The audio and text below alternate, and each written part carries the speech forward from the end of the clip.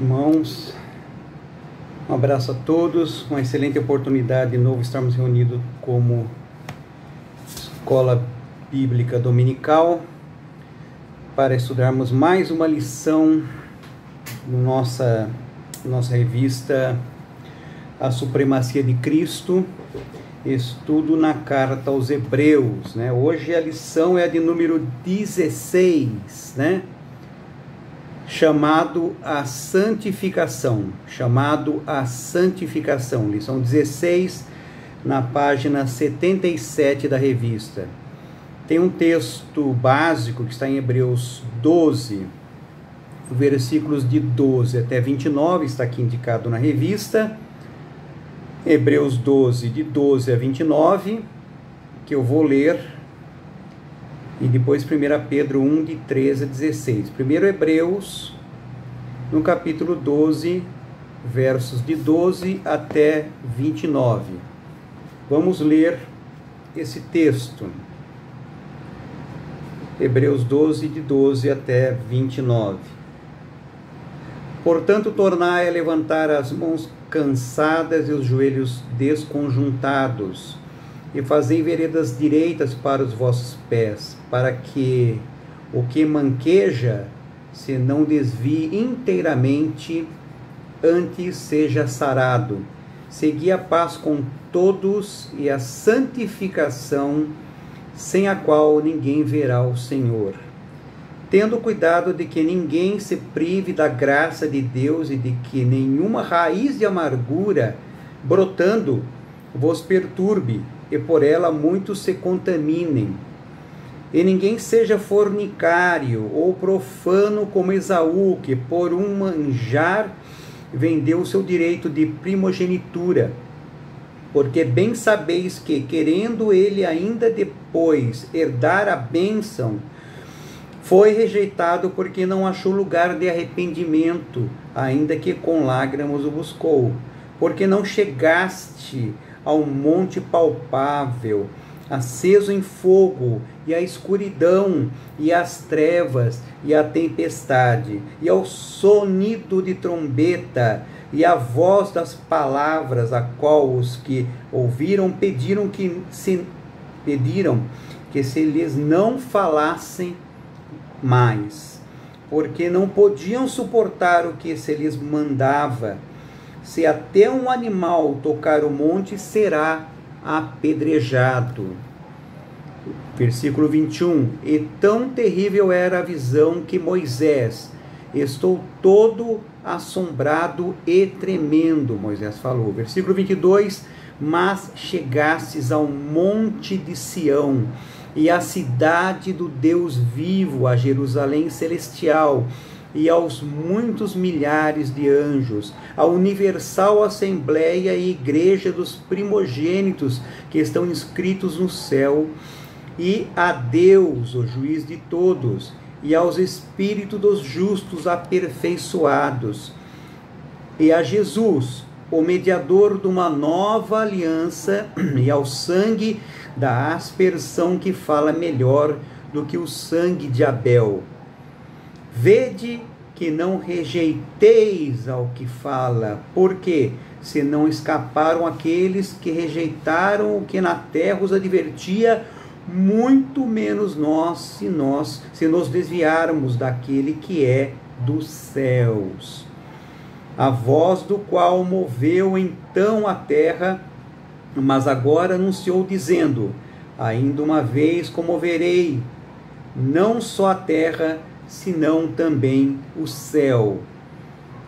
E esta palavra, ainda uma vez, mostra a mudança das coisas móveis como coisas feitas, para que as imóveis permaneçam. Pelo que, tendo recebido um reino que não pode ser abalado, tenhamos a graça pela qual sirvamos a Deus agradavelmente, com reverência e piedade. Porque o nosso Deus é um fogo consumidor. Vou repetir o versículo 29. Porque o nosso Deus é um fogo consumidor. O outro texto em 1 Pedro, primeira epístola do apóstolo Pedro, no capítulo 1, 1 Pedro capítulo 1, nos versículos 13 a 16. 1 Pedro 1, versos de 13 a 16.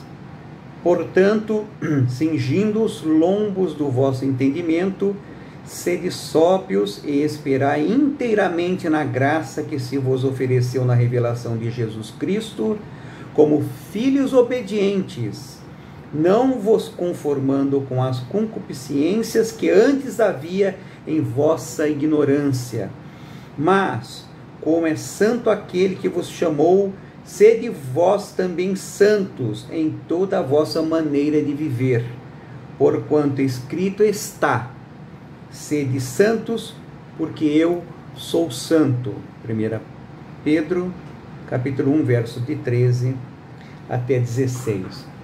Lendo aqui na revista, o versículo chamado de versículo chave, que está em Hebreus 12, 14. Segui a paz com todos e a santificação, sem a qual ninguém verá o Senhor. É o chamado à santificação, essa lição de hoje, lição 16, na página 77 da revista. Agora, lendo um pouco do comentário aqui do autor, o autor da lição é o pastor Everaldo Bueno Rodrigues, que preparou essa lição, está aqui na próprio início da lição, e também creio com a orientação do Espírito Santo, sem dúvida, creio que está aqui bem disposto, e vamos aproveitar do que aqui está para a edificação nossa, edificação da igreja. No capítulo 12 da carta aos Hebreus, a santificação ocupa a posição de preeminência, ou proeminência, perdão. Deve ser priorizada, almejada e perseguida. Seguir a paz com todos e a santificação, Hebreus 12, 14. Há aqui a ideia de algo que deve ser buscado com firmeza de propósito, com determinação. Faz parte dos planos eternos de Deus que cada filho seu alcance a santificação, e para isso o próprio Deus dedica-se à educação deles, como está aqui em Hebreus 12, versículo 7. É para a disciplina que perseverais. Deus vos trata como filhos, pois que filho há que o pai não corrige? Essa é uma realidade, como vimos também na lição passada, falamos sobre isso. Esse princípio é repetido no verso 10 desse capítulo. Deus, porém, nos disciplina para aproveitamento. Santificação é o meio que Deus usa para conduzir seus filhos pelos caminhos da fé, preparando-os para receber graça sobre graça. Santificai-vos, porque amanhã o Senhor fará maravilhas no meio de vós. Está lá em Josué 3:5. Santificai-vos, porque amanhã o Senhor fará maravilha no meio de vós. O preparo do crente, esse é o preparo do crente para as manifestações de Deus, tanto em sua vida, quanto também na vida da igreja, e também na vida do crente em Cristo, para que ele atue na vida de outras pessoas também.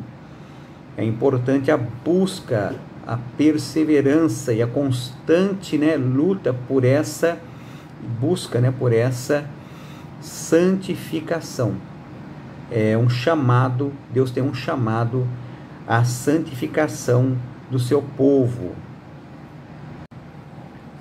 Vamos agora ao ponto 1, ainda na página 77, exortação à santidade, Hebreus 12, de 12 a 17. Exortação à santificação, Hebreus 12, de 12 a 17. Santificação é o processo de modelagem, lembrando também aqui da passagem do barro e o oleiro, não é? Modelagem, Deus é o oleiro, que molda o barro. Lembrando essa passagem importante, a santificação então é um processo de modelagem pelo qual a essência da imagem e semelhança de Deus, desonrada pelo pecado, vai sendo gravada no coração do homem. O pecado nos transtornou, e foi desonrada. essa imagem de Deus por causa do pecado em nossa vida. E assim vai sendo gravada e modelada por Deus e regravada no coração do homem essa imagem. A santificação é operada pelo Espírito Santo de Deus e leva em conta, isso é importante, leva em conta a renúncia do eu, desejos e vontades da carne, pela decisão incondicional de seguir a Cristo, sim, pela decisão incondicional de seguir a Cristo. Ainda na página 77, numa direta conexão com o parágrafo anterior, que tratou dos atos disciplinares de Deus, a carta apresenta agora, nós vimos isso na aula passada, mas apresenta agora os aspectos pertinentes ao esforço do cristão. Os aspectos pertinentes ao esforço do cristão. São palavras de encorajamento que também trazem à memória promessas, trazem às memórias promessas de Deus, a promessa dele mesmo, né? Para conosco, extraída das porções proféticas. O objetivo do autor é levar seus leitores a uma busca constante e diligente, tem a ver com o esforço pessoal, do padrão divino de espiritualidade, que é a santidade, que se opõe aos fracassos e derrotas da carne. São conselhos que devem ser observados por todos nós, observados com atenção, né, com cuidado, e a serem praticados também para que isso seja uma realidade na minha e na sua vida também. Agora na página 78, onde estou no ponto 1, não se deixa abater pelo desânimo. Hebreus 12:12. Usando Isaías 35:3, o autor da carta aos Hebreus traz à memória as bênçãos do reino restaurado, prometido àqueles que permanecem firmes. Essa promessa é para aqueles que permanecem firmes. E essa é uma realidade também. No último parágrafo, mãos descaídas, interessante essa comparação e observar que mãos descaídas e joelhos trôpegos, né, em outra tradução, produzem uma imagem negativa, sugerem desalento e ruína, inadequados àqueles que têm a promessa da vitória em Cristo Jesus, conforme está em Romanos 8:37 e em 1 Coríntios 15, de 57 a 58, observamos muito bem isso. Então essa imagem decaída não corresponde, não é adequada ao crente que detém a promessa e por ela caminha, né? E por ela também se fia ou confia e deposita a sua vida na palavra de nosso Deus. No ponto 2, não pegue atalhos para a vida cristã, e isso é importante mesmo, nós não devemos buscar atalhos. O caminho é a palavra de Deus, porque Jesus é o caminho, a verdade e a vida. E ninguém vai ao Pai se não for por Jesus. Então Jesus Cristo é o caminho, então não há atalhos. O caminho é Jesus, é a estrada segura. Por isso, o autor coloca, o autor da lição, a exortação aqui é contra os descaminhos que conduzem à perdição. Eles são ameaça à vida espiritual, uma ameaça verdadeira e real. O caminho que conduz à cidade eterna não tem atalhos ou desvios. É caminho reto por onde pode andar com segurança até mesmo o manco, que é colocado aqui no texto. A quem está meio trôpego, é um caminho seguro para ele, mesmo com a dificuldade que ele tem. Nós temos nas fileiras das igrejas, como coloca aqui o autor da lição, filhos de Deus que ainda são mancos, ou que têm dificuldade no caminhar, né? Que estão nas fileiras dos filhos de Deus. Eles especialmente estão ameaçados, são especialmente ameaçados na vida espiritual. Eles podem sofrer consequências graves. Por isso também a igreja tem que orar com eles, caminhar com eles, ajudar a fortalecer esses joelhos, né? Esses joelhos, como fala aqui no texto, onde está aqui, mãos descaídas e joelhos trôpegos. Nós temos que ajudar a fortalecer essas mãos, fortalecer esses pés, fortalecer esses joelhos, né? Para que possam caminhar firmemente na direção do caminho, que é Jesus, que nos traz a verdade, a paz, a salvação, a santificação, sem a qual ninguém verá o Senhor. No ponto 3, siga a paz, Hebreus 12, 14. Esforçar-se em prol da paz é dever de todos. Compartilhar com o próximo a paz que temos, aliás, na realidade, que temos essa paz em Deus, faz parte do processo da nossa santificação. Conforme Romanos 12, entre 17 a 20, temos ali claro. A paz que domina o coração do cristão deve também guiar o seu relacionamento, ou seus relacionamentos interpessoais, ou seu relacionamento interpessoal. Apartai-vos do mal, ou seja, essa paz tem que conduzir-nos a relacionamentos sadios, firmados na palavra. É uma música antiga que fala, essa paz que sinto em minha alma, essa paz que sinto em minha alma, não é porque tudo me vai bem, essa paz que sinto em minha alma, eu coloquei um pouco a letra aqui para lembrar, é porque eu pertenço ao meu Senhor, por isso estou em paz.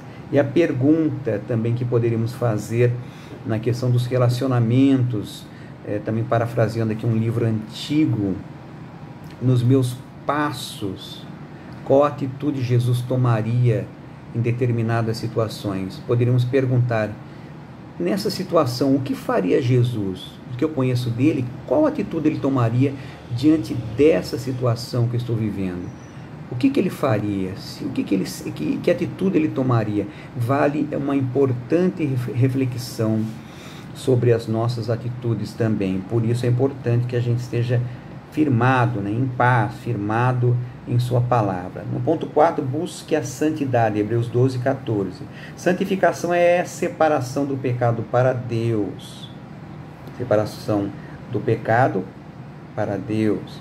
Sugere pureza de alma, consagração, desvio de contendas, da imoralidade, da incredulidade e de qualquer tipo de idolatria.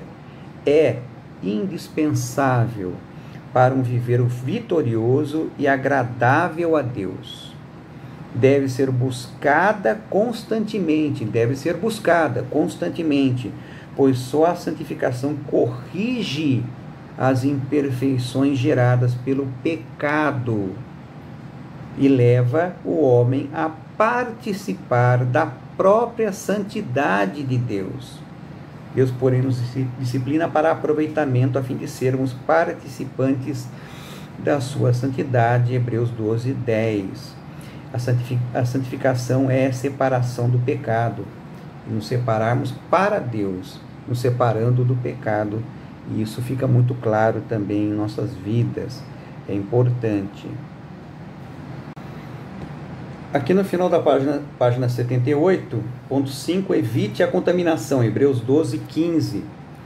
O autor de Hebreus, associa a amargura com contaminação. A amargura corrompe, começa dentro da pessoa e vai contaminando o ambiente todo. Santificação pressupõe vigilância, agora na página 7 e 9, na parte de cima.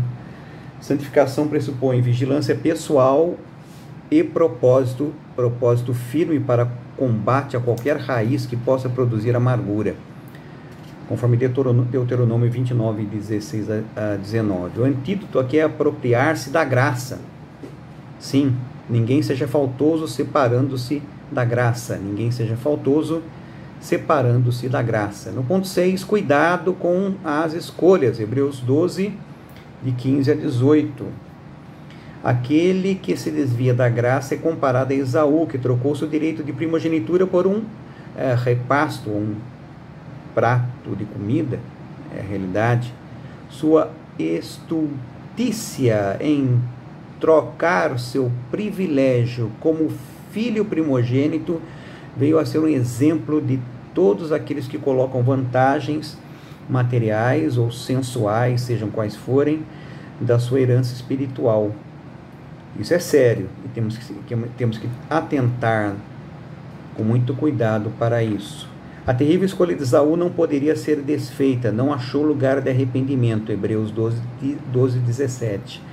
Escolhas erradas podem deixar marcas irreversíveis naqueles que se apartam da graça de Deus.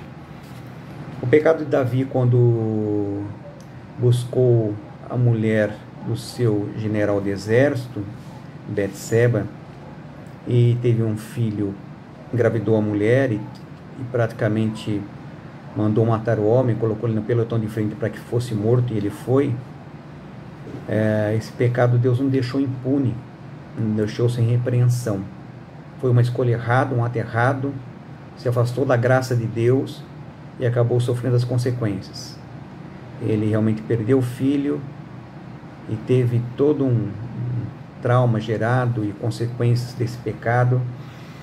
Deus reverteu depois com a sua graça, mas o pecado não deixou de ser punido. Deus não deixou o pecado ser punido, nem do seu servo, segundo o seu coração, que era Davi. 2, no ponto 2, na página 79, o Sinai terreno e a Sião celestial. O Sinai terreno e a Sião celestial. Hebreus 12, de 18 a 24. Nesse parágrafo, o autor retoma o tema principal, a supremacia, a plena supremacia da nova aliança, com comparação com a antiga. Isso é muito claro aqui. No ponto 1 ele coloca as marcas do Sinai terreno, Hebreus 12, de 18 a 21. Não obstante reverente e majestosa revelação divina no Sinai, expressa a imperfeição e a limitação da antiga aliança. E os efeitos, isso é importante, os efeitos assustadores que provocavam nas pessoas.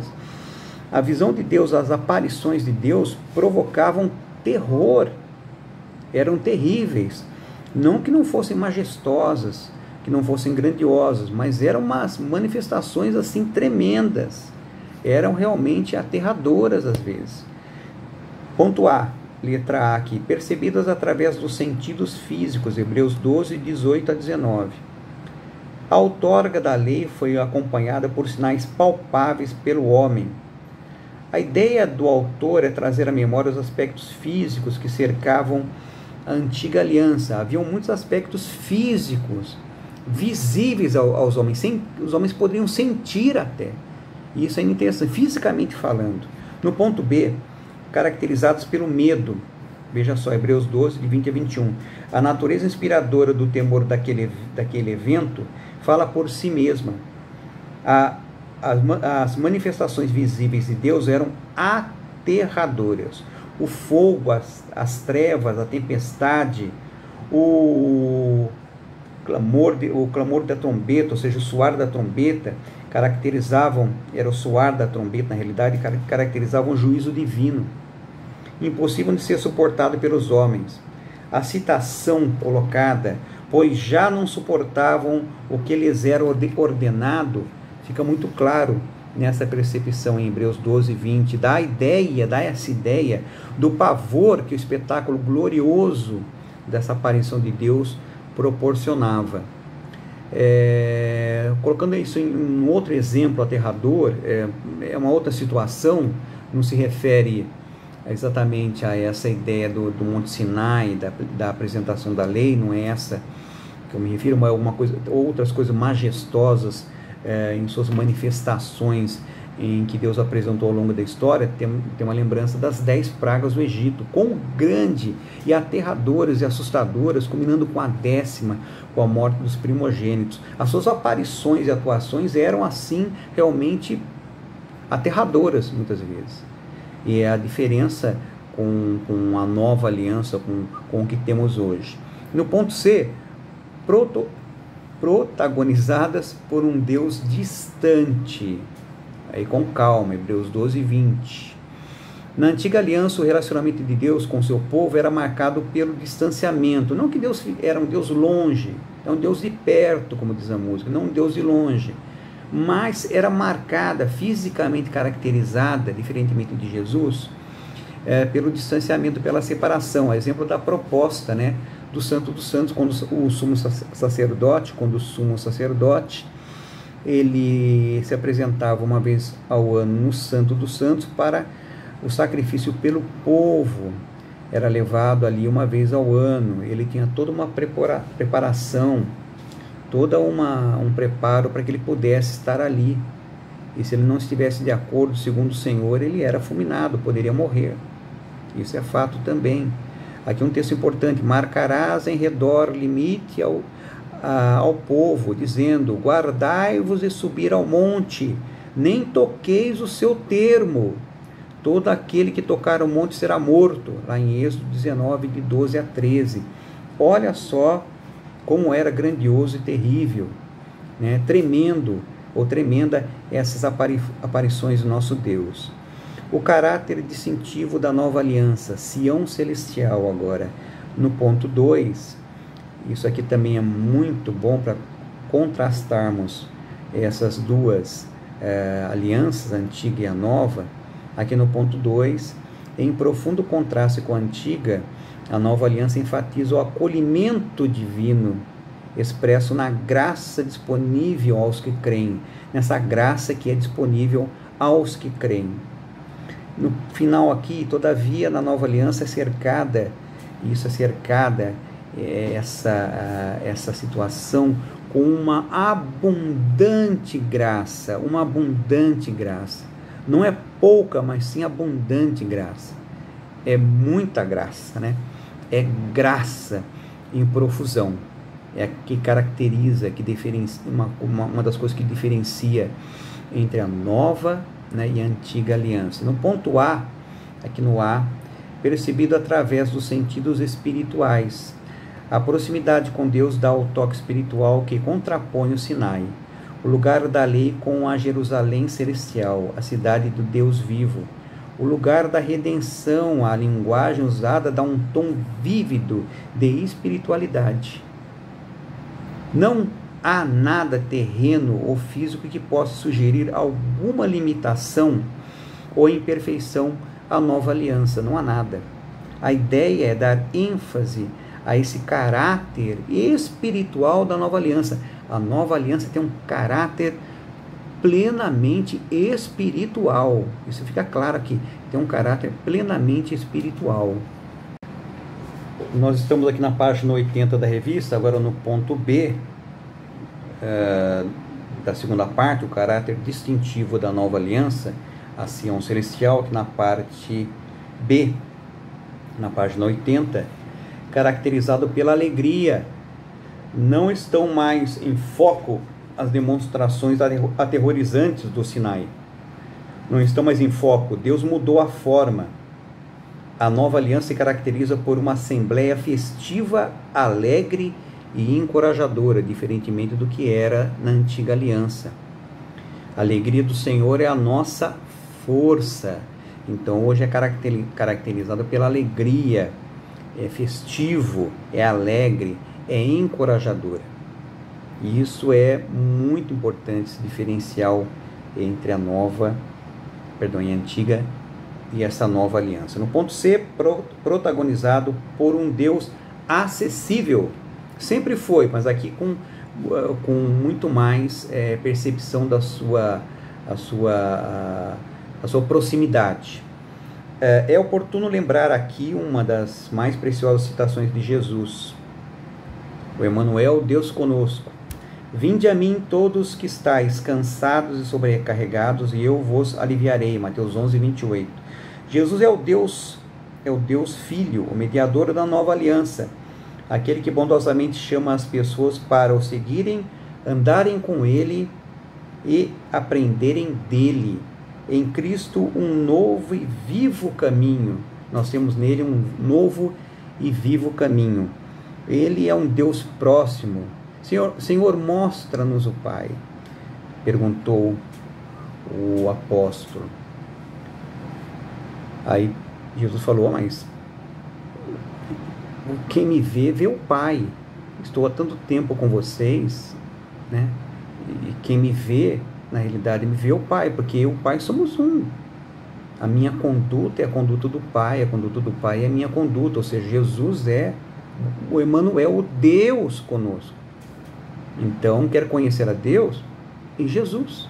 Mais plenamente, mais pessoalmente, nós conhecemos em Jesus. No ponto 3, aqui na página já 81, Hebreus 12, de 20, ponto 3, atenção à voz de Deus. Hebreus 12, 25 a 29, a última seção desse capítulo começa com uma advertência solene. Tende cuidado, não recuseis ao que fala. Hebreus 12, 25. Não sejam tais como aqueles que suplicaram que não se lhes falasse mais. Hebreus 12, 19. O sangue de Cristo é agora a voz de Deus. O sangue de Cristo agora é a voz de Deus.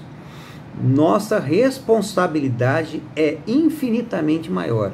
A nossa responsabilidade é infinitamente maior. E tem que ficar isso bem claro. Muito. Porque fala de coisas superiores. E isso fica muito claro diante de nós, nessa comparação da antiga e a nova aliança.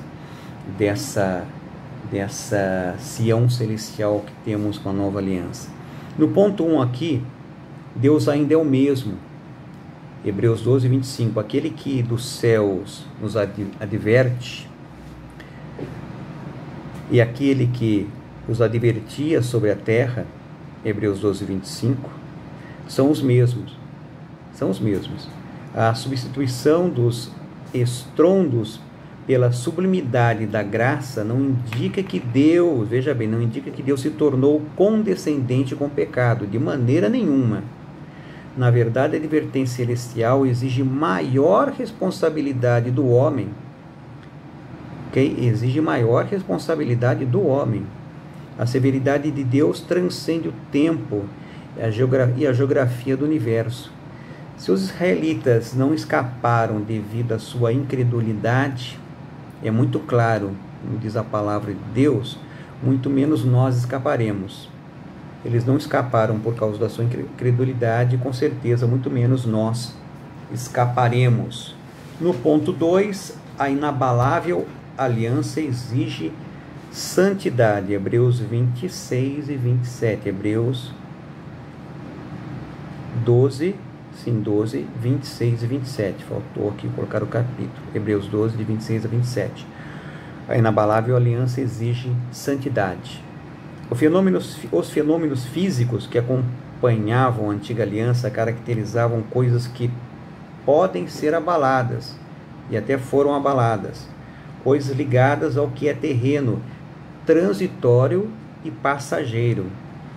Aqui é importante entendermos aqui na parte final desse trecho, com isso em mente, ele transmite a ideia da superioridade da nova aliança, definitiva e também inabalável, autenticada pelo sangue da aspersão, o sangue de Cristo vivo, que ontem e hoje é o mesmo e será também para sempre. Hebreus 13, 8. Isso aqui é ponto central dessa nova aliança. Ela é definitiva, inabalável e autenticada com o sangue da aspersão, o sangue de nosso Senhor Jesus, que é o mesmo ontem, hoje e para todo sempre. Hebreus 13, 8. O autor retoma aqui o tema da santificação quando fala da remoção dessas coisas abaladas, um aviso e um apelo à espiritualidade. Ele faz aqui um apelo à espiritualidade. A santificação deve ser alvo e estilo de vida dos cristãos. Uma coisa muito interessante colocada aqui, que a santificação deve ser o alvo e também o estilo de vida dos cristãos.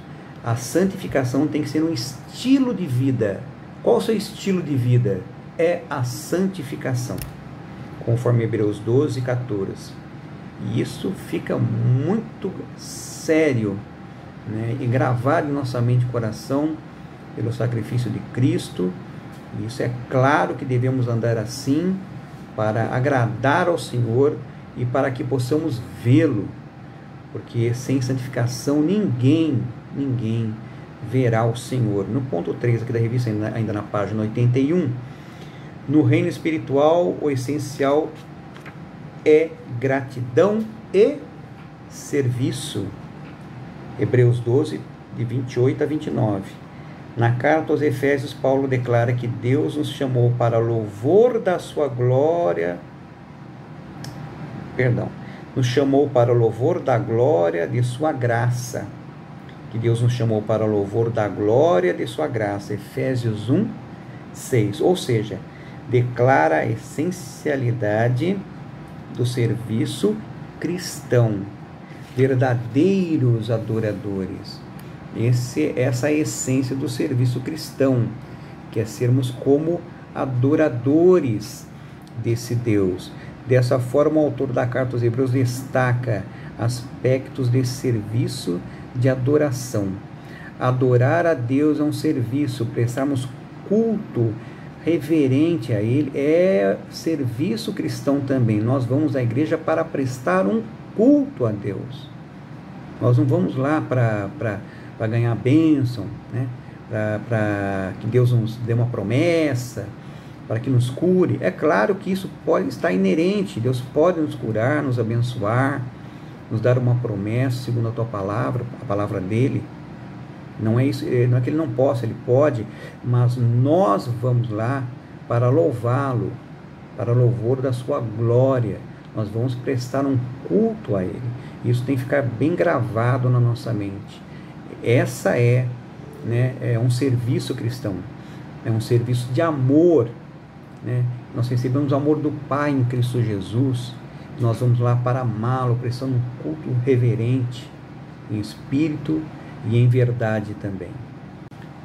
Portanto, aqui nós estamos na página 82. Eu vou ler aqui uma frase para poder colocar aqui alguns pontos que estão aqui na página 82 sobre esse culto. Dessa forma, o autor da carta, como já li, mas dessa forma, o autor da carta aos Hebreus destaca aspectos desse serviço de adoração.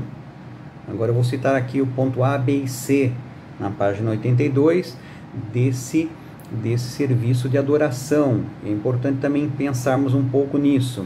A, agradável, pois deve ser recebido, aceito diante de Deus. Tem que ser um culto agradável, realmente recebido por Deus, feito realmente para a sua honra e sua glória, em gratidão, em espírito e em verdade. Isso é fundamental. Um culto, esse serviço de adoração tem que ser agradável, com ordem, decência, equilibrado, firmado na palavra de Deus, cânticos que expressem e glorifiquem o nome dele, fundamentados e firmados esses cânticos na palavra de Deus, sendo verdadeiras exortações cantadas, mas, como eu disse, firmados na palavra de Deus. B, reverente, pois devemos reconhecer nossa indignidade diante da majestade e da santidade de Deus. Um culto reverente, não é triste, cabisbaixo, carrancudo, mas é reverente, com a reverência que esse Deus merece. Com santo temor, pois o caráter reto e justo de Deus jamais inocenta o culpado. Importante. Nosso Deus é fogo consumidor. Nós lemos há pouco. Nosso Deus é fogo consumidor. Hebreus 12, 29. É o último versículo de Hebreus que nós lemos aí no capítulo 12. Então, com santo temor, com temor e tremor diante do nosso Deus. É assim que prestamos esse serviço de adoração. Não pode ser de maneira diferente. Aqui, caminhando para a conclusão, utilizando aqui ainda na página 82, que é a parte final, é importante aqui que o autor da lição também coloca, que a santificação está no centro da vontade de Deus em todos os tempos. Não esteve fora de foco em nenhum momento. Para todo aquele que crê. 1 Tessalonicenses 4, versos 3, também até 7. É a própria transformação espiritual e moral que ocorre no salvo que o credencia como adorador e servo. Vou repetir, importante para esse culto também, serviço de adoração, que é a própria transformação espiritual e moral que ocorre no salvo, que o credencia como adorador e servo. Ele tem que ser transformado. Isso é importante. E conforme escreveu o apóstolo Paulo, é também objeto da promessa e a fidelidade de Deus a de completá-la. Filipenses 1:6. Aqui na parte final, o último parágrafo, sem se deixar vencer pelo afrouxamento, ou sem se deixar vencer pelo afrouxamento ou cansaço espirituais. Não podemos nos deixar abater. Sem fazer concessões ao pecado. Isso também é fundamental. Nós não podemos fazer concessões ao pecado. E com disposição para aceitar e entender a disciplina proposta por Deus. Também isso é importante. O cristão poderá então alcançar a paz e a santificação que o capacita a experimentar a própria natureza de Deus. Eu vou repetir essa última parte. Vou aqui a essa parte. O cristão, então, sem deixar-se vencer pelo afrouxamento ou cansaço espiritual e sem fazer concessões ao pecado, e com disposição para aceitar e entender a disciplina proposta por Deus, o cristão poderá alcançar a paz, a santificação, que o capacita a experimentar a própria natureza de Deus, conforme Hebreus 12:14. Isso para ser exercitado, praticado, vivido com constância, sem desistirmos, sem realmente nos afrouxarmos ou fazermos concessões ao pecado. Tem que ser constante, diligente e sem esmorecermos. É importante, sem esmorecermos e sermos perseverantes nessa luta incessável. O incessante é incessável, porque ela vai até o fim da vida, incessante em nossas vidas também, porque nós precisamos entender que isso faz parte das nossas vidas, compõe essa luta, compõe esse perseverar, compõe esse buscar, porque aquele que perseverar até o fim, dar-te-ei a coroa da vida, ou a coroa da vitória, que é a coroa da vida em Cristo Jesus. Então, perseverar até o fim, como eu sempre falo, não é perseverar até a véspera, não, é perseverar até o fim. E isso também é importante. Vamos orar, irmãos, vamos orar para que Deus possa fazer isso real, fazer isso uma realidade em nossas vidas, para que a palavra seja por nós vivida e praticada, em espírito e em verdade, para que não seja apenas conhecimentos adquiridos, algumas leituras, algumas meditações, mas sim material para ser vivido e também aplicado em nossas vidas. Vamos orar. Senhor Deus, muito obrigado por mais uma oportunidade como IBD nesse dia de hoje. Muito obrigado. Te agradeço que possamos ainda nos reunir como igreja, debaixo da Tua graça, e cremos que possamos ser profundamente modificados e alterados naquilo que é necessário pela Sua palavra, no poder do Espírito Santo, pelo nome de Jesus, para andarmos de uma maneira que agrade ao Senhor. E também oro nesse momento em que vivemos tempos difíceis, ainda mais difíceis estão hoje, clamamos pela Sua graça, Pai, e pela Tua forte mão, sim, para nos ajudar a vencer essas barreiras, dificuldades de saúde, dificuldade do distanciamento, da dificuldade de estarmos juntos também como igreja. Ter misericórdia também, Pai, sei que o Senhor tem das pessoas, porque elas se renovam a cada manhã. Que tenha também de nós, nossos familiares, de nossos irmãos na fé, também de outras igrejas espalhadas pelo Brasil e pelo mundo, e também por todas as pessoas do mundo, de acordo com as Tuas misericórdias, de acordo com a Tua vontade, nós clamamos, Pai. Tem misericórdia de nós, Pai. Nos livra do mal. Nos protege, porque só o Senhor pode nos guardar nesses tempos tão difíceis. Muito obrigado por tudo, Pai. Nós oramos pelo nome santo e precioso de Jesus, Pai. Amém. Muito obrigado, irmãos.